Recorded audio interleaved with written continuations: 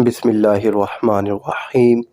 السلام علیکم اسٹوڈنٹس، امید ہے آپ سب لوگ جہاں ہوں گے خیریت سے ہوں گے اور خوش باش ہوں گے۔ تو کلاس 9 اردو کا ایک پاس پیپر ہے میرے پاس اور اس کے ایم سی کیوز ہیں میرے پاس۔ تو یہ ایم سی کیوز میں نے آج کی اس ویڈیو میں آپ سے شیئر کرنے ہیں، تو یہ ویڈیو خود بھی دیکھیں اور اپنے دوستوں سے بھی لازمی شیئر کیجیے گا۔ پہلا ایم سی کیو ہے کہ اردو میں ہر جملے کے کتنے حصے ہوتے ہیں؟ کا جواب ہے بی، 2 حصے ہوتے ہیں۔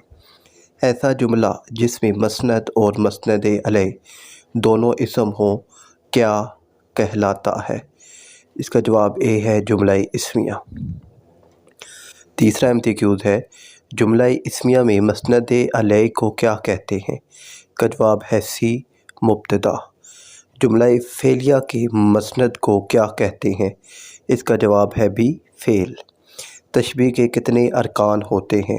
تو اس کا جواب ہے بی، 5 ارکان ہوتے ہیں۔ تشبیہ میں مشبہ اور مشبہ بہ کو کیا کہیں گے؟ تو اس کا جواب ہے سی، طرفین تشبیہ۔ قواعد کی روح سے استعارہ میں کس کا ذکر نہیں ہوتا؟ اس کا جواب ہے اے، غرض تشبیہ کا۔ 8واں ہے مندرجہ ذیل میں سے کس کے لغوی معنی ادھار لینا کے ہیں؟ کا جواب ہے سی، استعارہ۔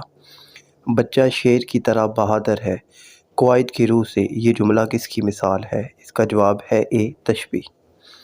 کنایہ کے لغوی معنی کیا ہے؟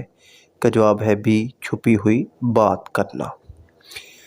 11واں ہے ہم آواز الفاظ کو کیا کہتے ہیں؟ اس کا جواب ہے ڈی، قافیہ۔ کس پہرائیہ بیان کے جملے میں ابہام اور حسن کے ساتھ ساتھ خیال اور جذبہ بھی ہوتا ہے؟ اس کا جواب ہے اے، ادبی۔ شکیل ناک پر نہیں بیٹھنے دیتا، جملے کو روزمرہ محاورے کے اعتبار سے درست لفظ چن کر مکمل کرے۔ اس کا جواب ہے بی، مکھی۔